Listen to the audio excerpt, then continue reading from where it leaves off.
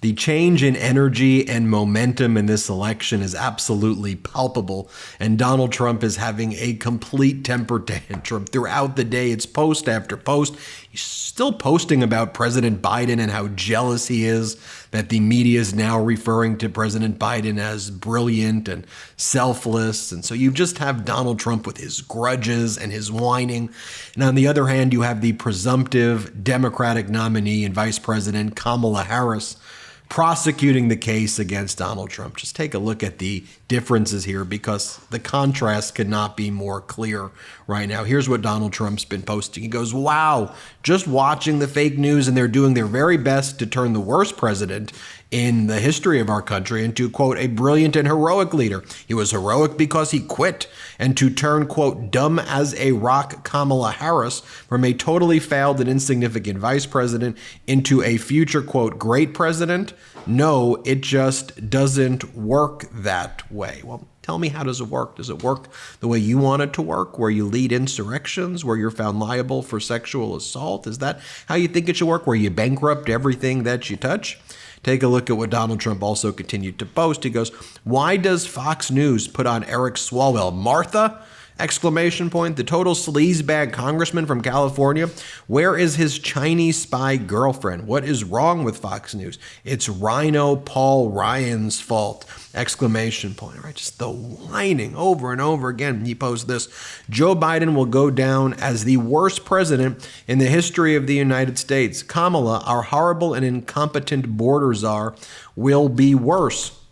Did Donald Trump just admit that he's going to lose the election? By the way, if you take a look at the ads that are being posted on his social media, there are ads like this that are just horribly ageist. I mean, just think about the character that's at issue here. The character, to me, is just so important in any election, and particularly this one. Like on Trump's social media site, you have ads like this. It says Biden happy retirement 2024, and they're mocking his age. You can see what the eye looks like there. It's a elderly person in a cane, and they're mocking it. I mean, again, this is the United States of America. We should not be doing things like this, but this is who the MAGA Republicans are. And as I say, the MAGA Republicans, it's not even like a conservative thing. It's just all about bullying and people putting down and treating people like crap, and their wannabe fascism, the WWE cosplay fascism that we talk about. Here's what Donald Trump posted next. He goes, it's a new day, and Joe Biden doesn't remember quitting the race yesterday. He is demanding his campaign schedule and arranging talks with President Xi of China and Putin of Russia concerning the possible start of World War III. It's not even happening. He just lies about this. Biden is, quote, sharp, decisive, energetic, angry, and ready to go.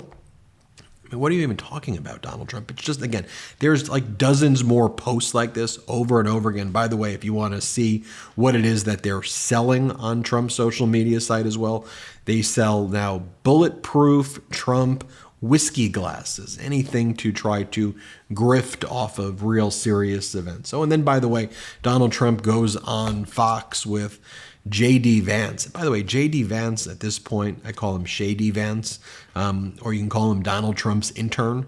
I mean, it seems like Donald Trump literally picked someone who would just try to laugh at his jokes. It is so embarrassing to watch this. I'm going to show you this. Then we'll contrast it, though, to the event that was held at the campaign headquarters with Vice President Kamala Harris and President Biden. But just take a look at this.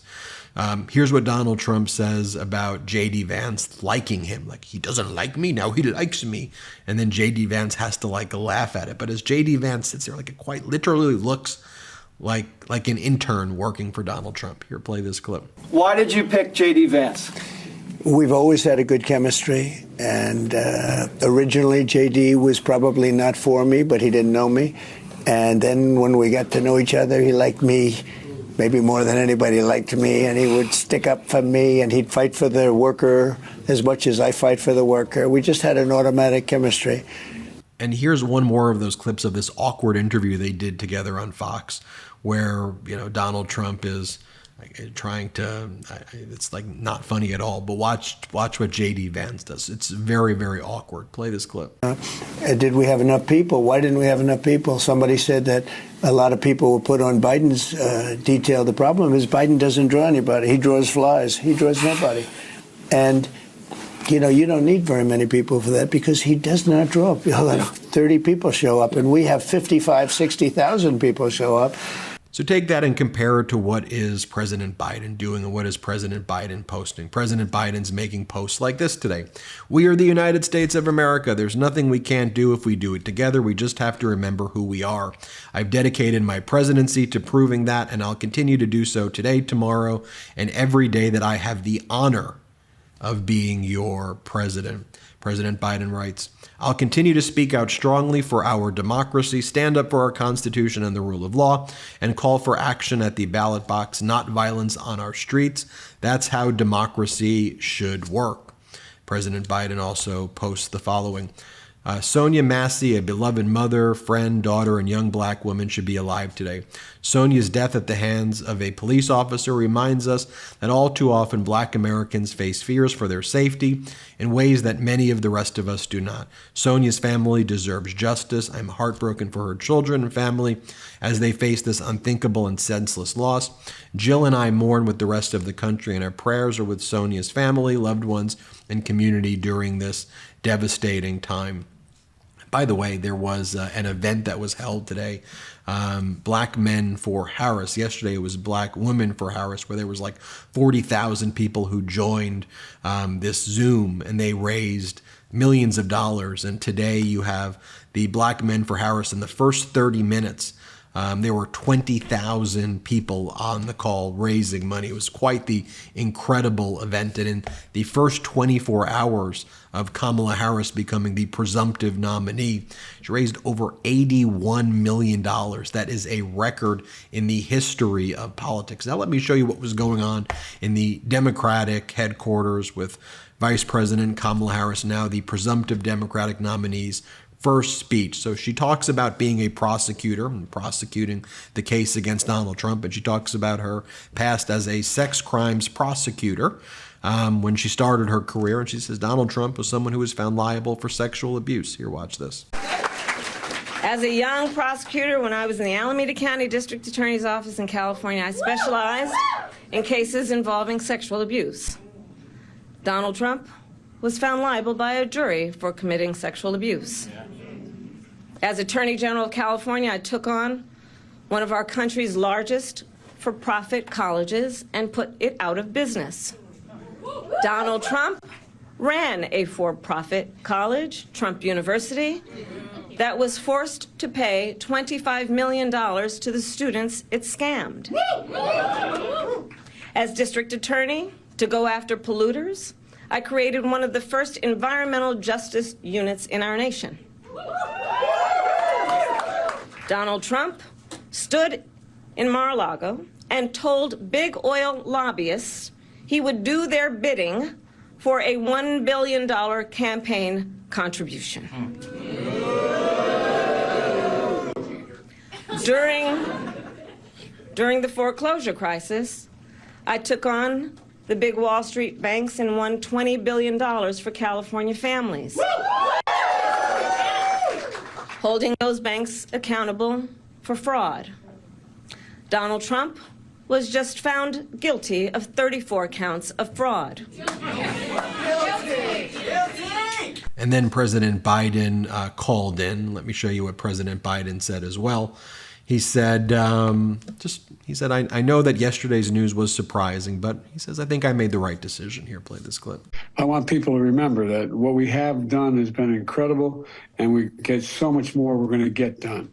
And so I want to say hello to Kamala, if she can hear me. I know she's going to be speaking shortly. And I want to say to the team, embrace her. She's the best. I want to call today to thank everybody in this effort. I know yesterday's news was surprising, and it was hard for you to hear, but it was the right thing to do.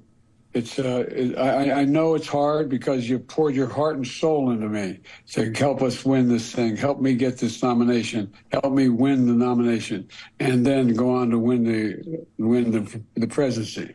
But you know, you're an amazing team. But we've got a great. I think we made the right decision. I know how hard you've worked, how many sacrifices you made. And so many of you uprooted your lives for me, and the kind of commitment few people make for anything these days, but you made it. And I've been honored and humbled. I mean this is from the bottom of my heart. My word is a Biden, that for all you've done for me and my family. And President Biden says, look, he's going to be out there to help Vice President Kamala Harris however she needs help. And he'll be on the campaign trail with her, helping her every step of the way. Play this clip. Look, so I'm hoping you'll give every bit of your heart and soul that you gave to me to Kamala. And I want you to know, I won't be on the ticket, but I'm still going to be fully engaged. I've got 6 months left in my presidency. I'm determined to get as much done as I possibly can, both foreign policy and domestic policy. Keep lowering costs for families, continue to speak out on guns and child care, elder care, prescription drugs, and climate. Climate still is the existential threat that we face, and if we don't win this thing, it's all in jeopardy. And we got to keep working for an end to the war in Gaza. I'll be working very closely with the Israelis and with the Palestinians to try to work out how we can get the Gaza war to end and Middle East peace and get all those hostages home. I think we're on the verge of being able to do that. And we got to keep our alliances together. It's critically important. It took a while for me to build these alliances. Most of these my colleagues have acknowledged that, but it's critically important for our safety and security. And I know I'll be doing whatever Kamala wants me or needs me to do in addition. So let me be real clear. We're still fighting in this fight together. I'm not going anywhere. And I want you to know you've always had my back, and I promise you, I will always have your back. And I'm anxious for you all to hear from Kamala. So thank you, Julie. You're the best. And then there was this incredible moment where, while Vice President Kamala Harris was giving her speech, you could hear that President Biden was still listening on speakerphone, and watch what happens thereafter. Probably you guys heard it from Doug's voice. We love Joe and Jill. We really do. They truly are like family to us. And we do, everybody here does. It's neutral. I knew you were still there. You're not going anywhere, Joe. I'm watching you, kid. I love you. I love you, Joe. Oh. I also want to read for you this incredible post by John Legend. It's so succinct, and I think he sums up the way a lot of people are feeling. He goes, Joe Biden has presided over the most consequential first term of real progress in my lifetime. He helped us have the most robust recovery from the pandemic of any nation in the world, invested in our infrastructure, and made by far the largest investment in fighting climate change our nation has ever seen. He relieved burdensome college debt for so many. Unemployment, inflation, and crime are all down dramatically from the highs caused by the pandemic. With this record, he more than earned re-election, but time and age come for us all. I'm grateful for the grace and patriotism he has shown by choosing to step aside for the sake of the country. I'm so ready to work to help unite the pro-democracy coalition, to reject Trump's authoritarian, oppressive Project 2025, and elect Kamala Harris as our president. She's ready for this fight, and I'm excited to help her in any way that I can. That, to me, sums up the energy that is out there right now, and you can feel it. It is, a movement that is developing. And just, one of the things that I've said before, and I'll repeat this line that I think is important for American voters as well, as I've said, ask yourself where your toilet paper was under Donald Trump 4 years ago, and now ask yourself where your 401k is under Biden and Harris.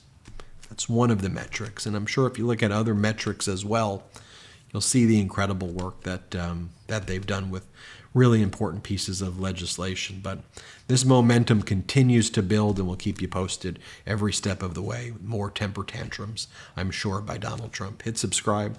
Let's get to 3 million together. Thanks for watching. Hey Midas Mighty, love this report? Continue the conversation by following us on Instagram @MeidasTouch to keep up with the most important news of the day. What are you waiting for? Follow us now.